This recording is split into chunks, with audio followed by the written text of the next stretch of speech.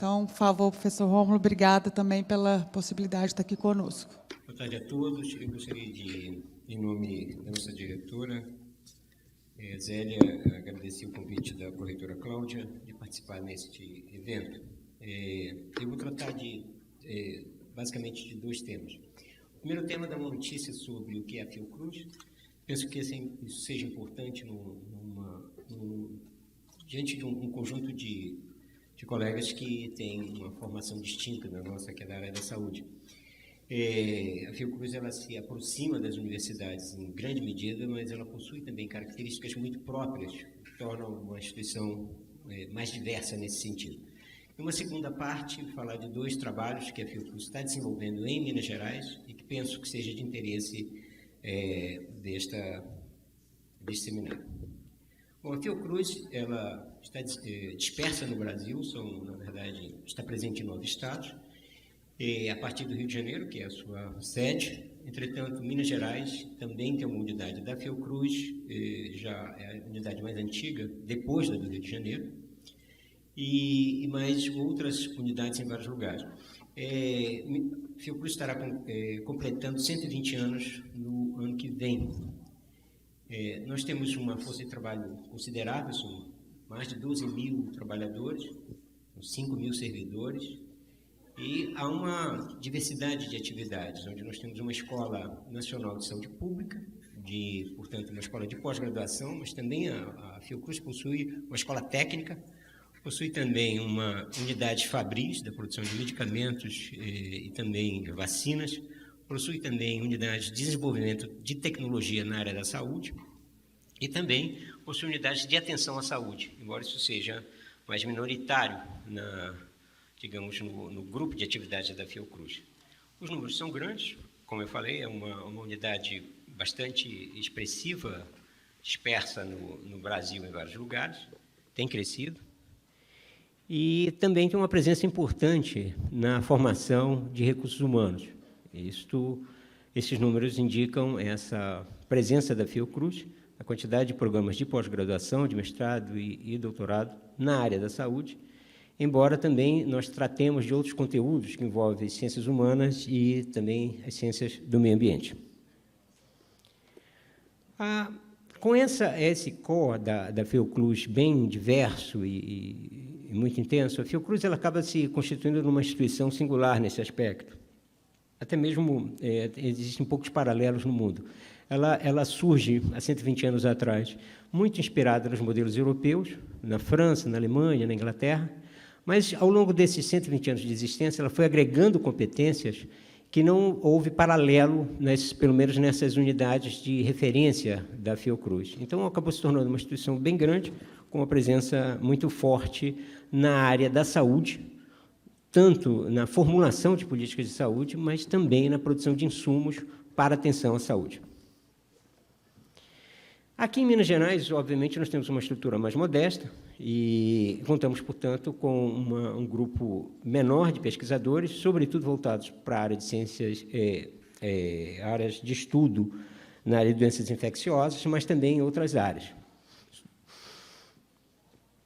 E nós possuímos, então, 23 grupos de pesquisa credenciados, tem mais 2 em andamento, e também essas várias outras atividades, e 2 programas de pós-graduação. Bom, situando, então, portanto, o lugar da Fiocruz nessa história, da saúde pública brasileira, eu gostaria, então, de chamar a atenção agora para 2 trabalhos da qual nós estamos envolvidos em relação ao desenvolvimento sustentável. A Fiocruz possui uma coordenação de desenvolvimento sustentável, que é coordenada pelo professor Paulo Gadelha, no Rio de Janeiro, e da qual me coube a responsabilidade de fazer a coordenação acadêmica. Então, os estudos que temos feito na área do desenvolvimento sustentável na Fiocruz, de uma certa forma, eles acabam passando aqui por Belo Horizonte. Isso aconteceu também, eu tive previamente, antes de estar na Fiocruz, eu coordenei o Centro Global para o Desenvolvimento Sustentável das Nações Unidas. Então, quando eu cheguei na Fiocruz, era natural que pudesse me integrar nesse tipo de atividade. Então, nós temos 2 linhas de trabalho. Nós temos uma linha de trabalho mais em termos de experiências de pesquisa, que tem uma inserção muito grande na agenda do desenvolvimento sustentável, e uma área mais teórica, e eu vou falar um pouco disso para vocês em seguida, onde a gente tenta desenvolver melhor os conceitos de sustentabilidade. Em relação a esse projeto está vinculado ao desastre de Brumadinho, é um estudo longitudinal sobre as condições relacionadas à saúde da população residente em Brumadinho, Minas Gerais. A equipe de pesquisa, não sei se vocês conseguem ler, ela é coordenada pelo professor Sérgio Viana Peixoto, é o nosso coordenador, envolve, sobretudo, pesquisadores da Fiocruz, mas há também a presença de pesquisadores de outras instituições, inclusive da UFMG. Os objetivos do estudo, basicamente, é analisar os efeitos do desastre de Brumadinho, nós já tínhamos uma experiência prévia também em relação à Mariana, e os efeitos sobre a saúde da população. Então, nós acompanhamos tanto a evolução dos riscos, como os impactos sobre a saúde da população, envolvendo uma gama grande de doenças relacionadas a isso.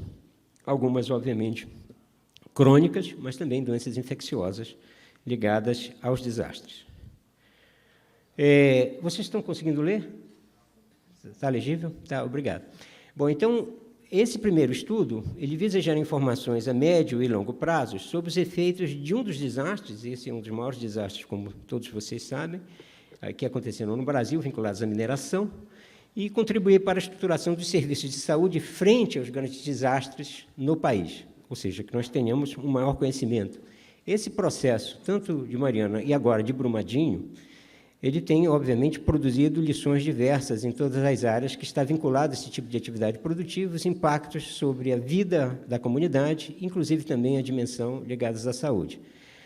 No nosso caso, o que nos cabe é compreender os efeitos sobre o meio ambiente e que tem relação com a população dos municípios e também das áreas do entorno, já que os efeitos eles acabam atingindo também as populações circundantes. São efeitos longitudinais, nós temos esse estudo inicial para 4 anos, mas, obviamente, o acompanhamento, o segmento dessas populações será muito mais longo. Então, o objetivo geral é verificar as condições de vida, trabalho e saúde, além das demandas para os serviços de saúde da população residente em Brumadinho, Minas Gerais, após o desastre ocorrido em janeiro de 2019.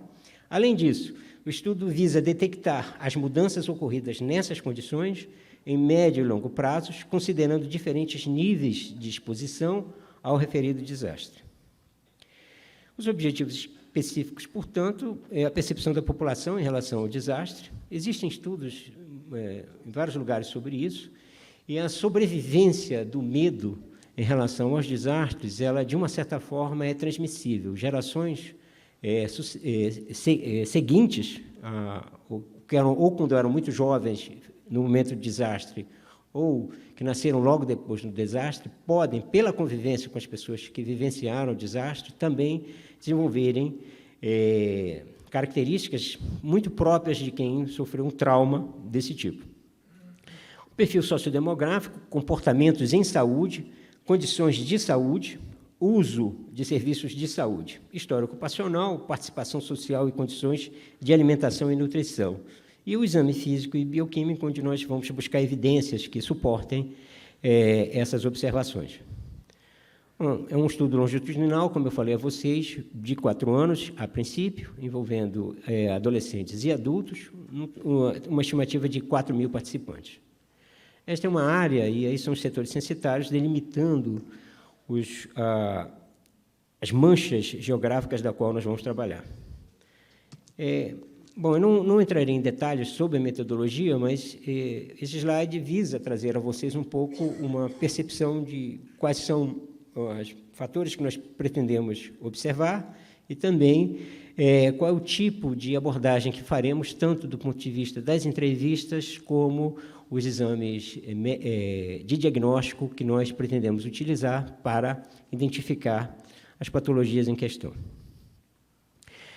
Esse é um segundo trabalho que eu sou responsável, que está envolvido no melhor desenvolvimento do ferramental da Agenda 2030.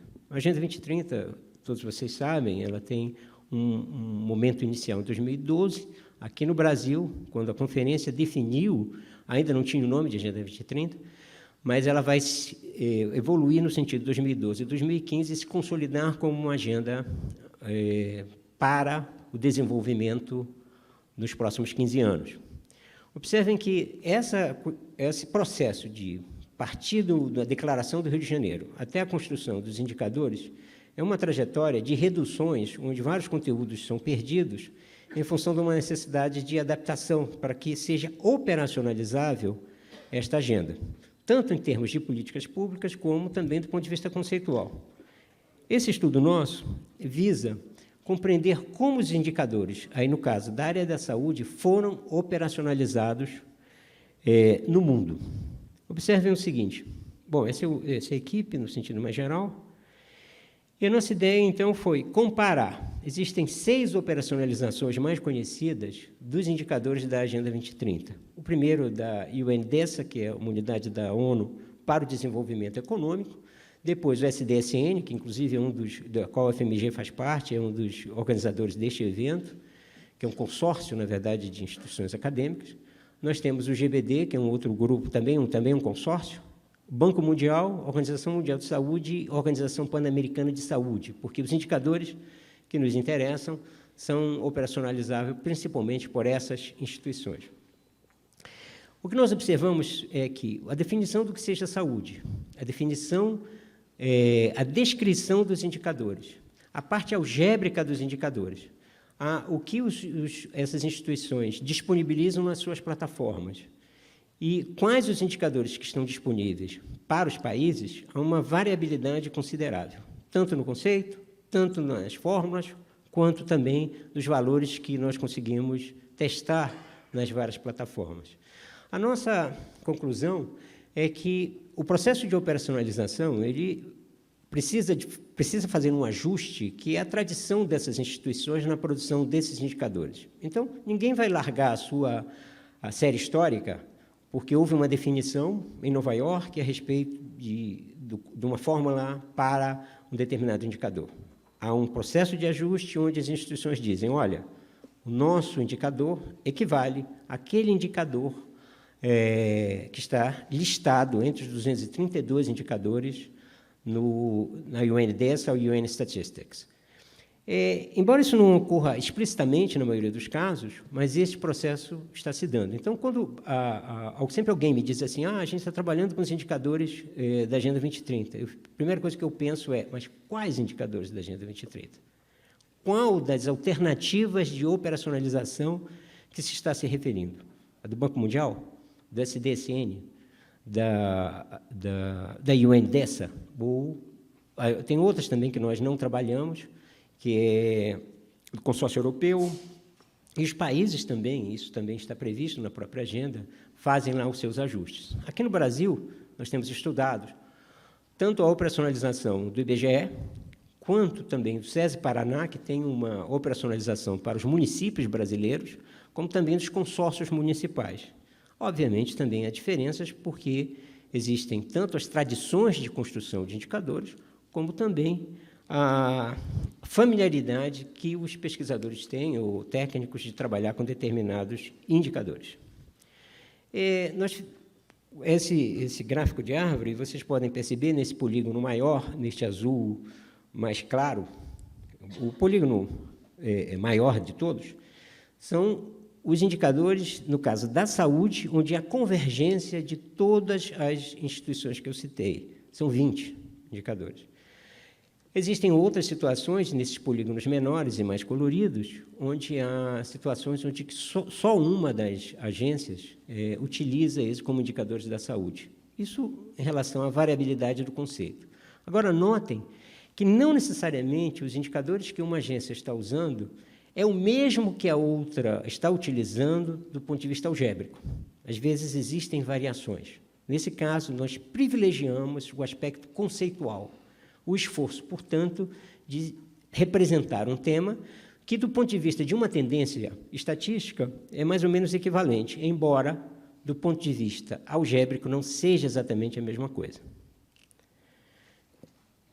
Nós, então, estudamos também as plataformas. Existem um estudo aqui pormenorizado de cada indicador, de convergência, divergência.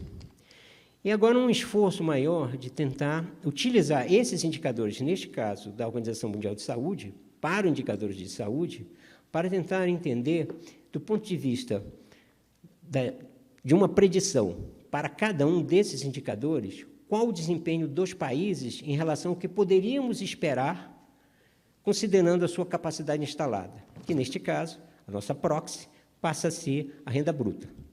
Então, dessa forma, esse indicador quer dizer basicamente o seguinte: considerando a capacidade agregada deste país, o que nós podemos esperar para cada um desses indicadores? Aí depende do tipo de indicador, se a performance vai estar acima do esperado, dentro do esperado ou abaixo do esperado.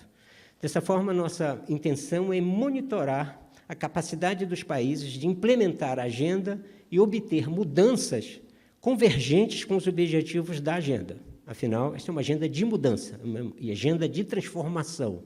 Então, espera-se, portanto, que os países tenham capacidade de melhorar as condições de vida de suas populações em relação a vários componentes, já que o nosso objeto é a saúde. No caso da cobertura universal dos sistemas de saúde, é um exemplo mais detalhado, onde nós olhamos, inclusive, a trajetória do Brasil. Para ficar mais simples, vejam, por exemplo, no caso da mortalidade materna.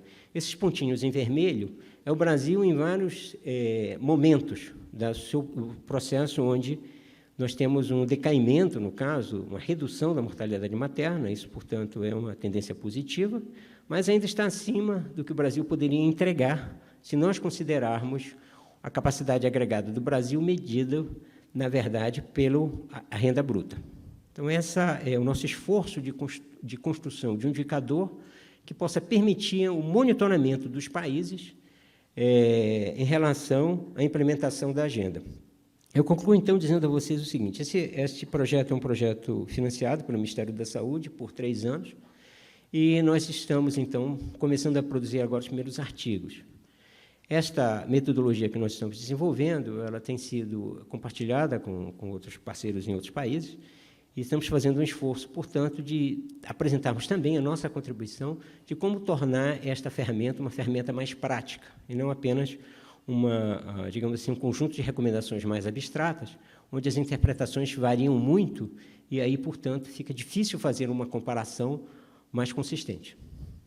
Era isso que eu gostaria de apresentar a vocês. Muito obrigado.